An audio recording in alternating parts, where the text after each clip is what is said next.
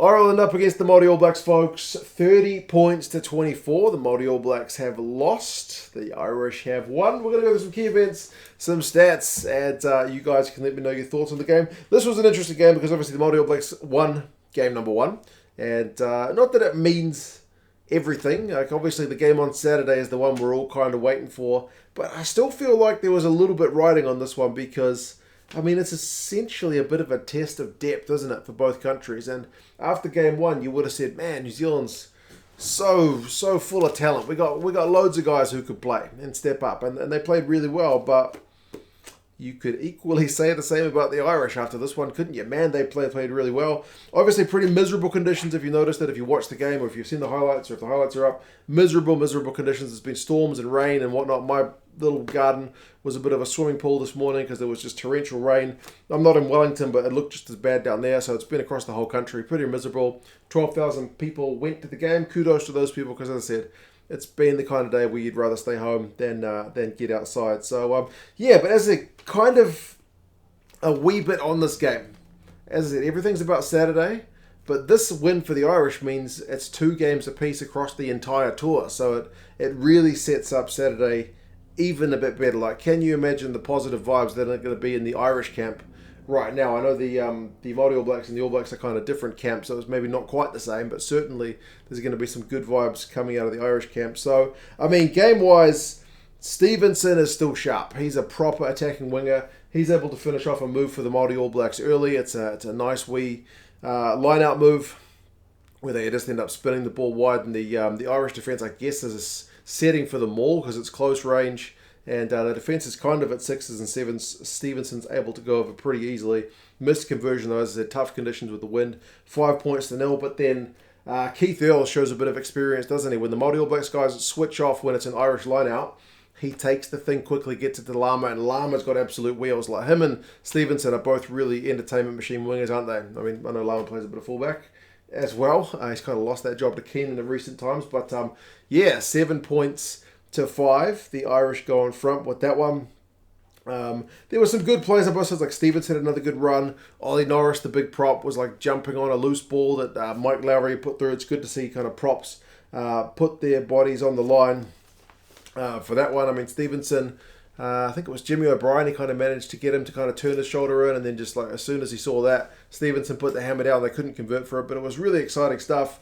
The Māori All Blacks weren't going for threes. Partly that's the conditions, but then Scannell, man, oh, that guy was just getting turnovers, especially in that first half. Really shutting down what the Māori All Blacks were throwing at them. Prendergast ended up getting a yellow card for not retreating back 10.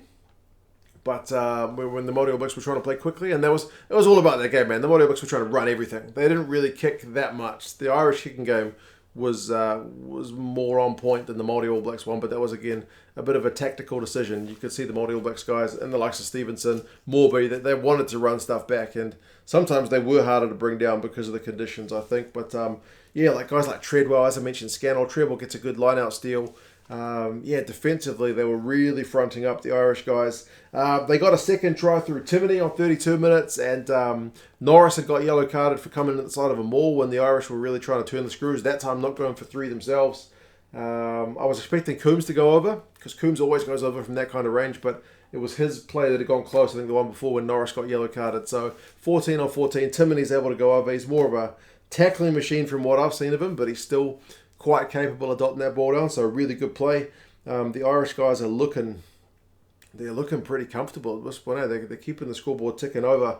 Māori All Blacks did go on attack in return, but then there's a weird moment where TJ kind of gets the ball, his hand is one of the Irish guys that kind of grabs his arm as TJ's trying to take the ball out of a ruck, and Dixon says, you know, you fair game because you already picked up the ball, and TJ's arguing with him saying, but that guy was part of the ruck, he's not able to kind of interfere. And TJ, if you haven't seen him in Super Rugby, man, he's got a mouth on him. And I've literally seen him change the referee's mind, which doesn't happen very often. He does it with Angus Gardner when Angus Gardner gets a call wrong, legitimately wrong, and TJ is able to remind him of that fact. So TJ was pretty unhappy about that one. He was going on about it for quite some time. But, yeah, Dixon wasn't having his mind changed. But anyway, we go into the sheds at 17 points to 5. So just the one try to the Māori All Blacks guys. And the boot of Frawley plus a couple of tries, keeping the Irish side really doing pretty well. I mean, the Māori Blacks got the possession, 59%, but the Irish guys have got the territory. They're kicking better. So that's like I'm talking about is the Irish guys are quite happy to play maybe more to the conditions. I don't know. Whereas the Māori Blacks guys wanted to run stuff a wee bit more. I mean, they did got 8 offloads in the first half, which is kind of crazy given how wet and windy it was. Second half, the Irish start with another 3-pointer to make it 20 points to 5, which is a pretty solid lead, man. In the scheme of things, I thought the Māori All Blacks guys running it back again, and then it's another yellow card for the Irish. This time it's Lama, and it's a bit of an ironic one, seeing as in the game on Saturday, the All Blacks kind of avoided a penalty try when there was an early tackle. This time it's an early tackle from Lama. He gets yellow carded, and it is a penalty try. And that was all from Stevenson not wanting to kick. Like, again, it's kick return. I think Morby to Stevenson, they're just running it back at the Irish guys. Not wanting to kick nothing. But, I mean, that time it pays off pretty well, doesn't it? So, penalty try, which is what we didn't see at the weekend. The commentary team here said, it's because the Irish guys didn't pass it in their game. So, maybe that left a bit more doubt in the referee's mind. I didn't think that was part of the discussion. I think the refereeing team at the weekend just came to a conclusion that there was cover coming across. But anyway, it's a penalty try, so it means they don't have to kick conversion, which, based on the kicking for this one from the Māori All Blacks, is not a bad thing. So 8 points down, that's kind of back to game on, but there's real momentum swings in this game. It was quite entertaining in that regard. That at any time it felt like either one of these sides was going to score.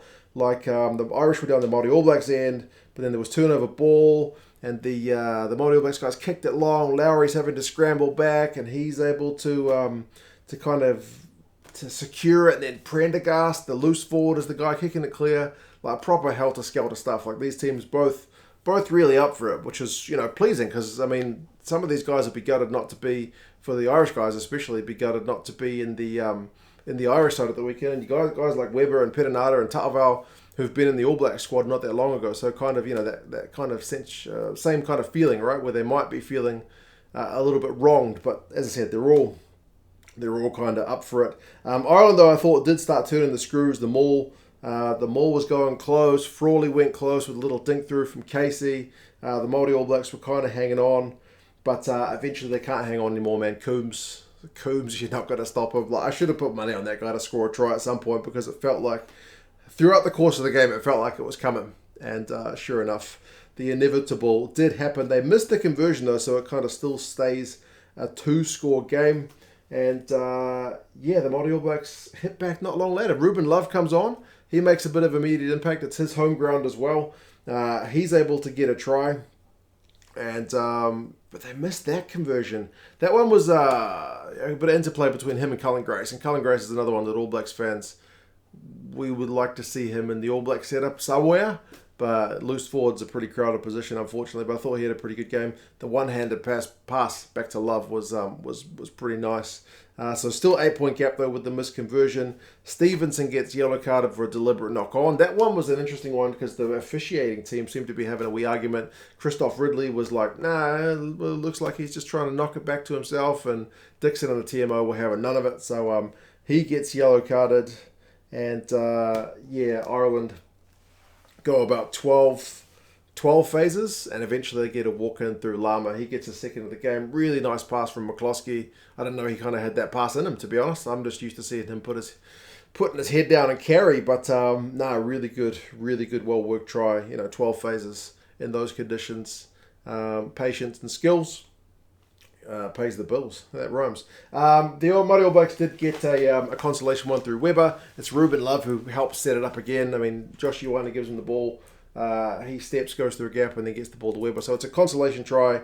It makes the scoreboard look a little bit more respectable. But, I mean, ultimately, you could argue the game was won, definitely by the time the second Lama try went, and maybe even a bit earlier. But, like I said, really, really fun game to watch, I thought.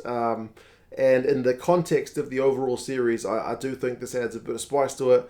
Boy, the Irish boys going to be buoyed up by this. They were able to kind of keep some of their players on the bench who they planned to have on the bench for Saturday. I mean, Carberry got about 20 minutes, but he probably could use the minutes, to be honest.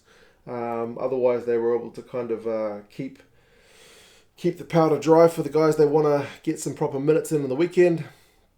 Keith Earls spoke well at the end of the game. So, yeah, really, really pleasing stuff. Stats-wise, it's kind of predictable. Māori All Blacks more possession, 55%. Ireland more territory, 55%. So the areas the teams both wanted to have in control of, they kind of did.